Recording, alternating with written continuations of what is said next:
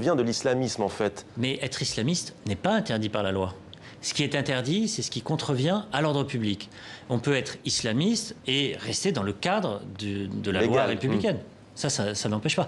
Quand les terroristes, qui sont d'une certaine manière une partie des islamistes, mais une toute petite partie, et la plupart des islamistes luttent contre les terroristes. C'est compliqué, mais c'est la vérité.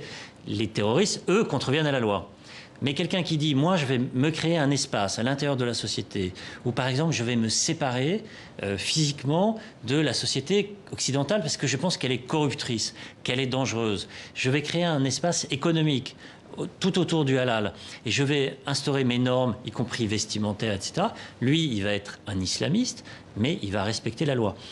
Et on ne combat pas, dans une démocratie libérale, on ne combat pas par la loi tout ce que l'on refuse. On ne peut pas interdire tout ce que l'on veut combattre. Le sujet est ailleurs. Le sujet, c'est une forme de concurrence.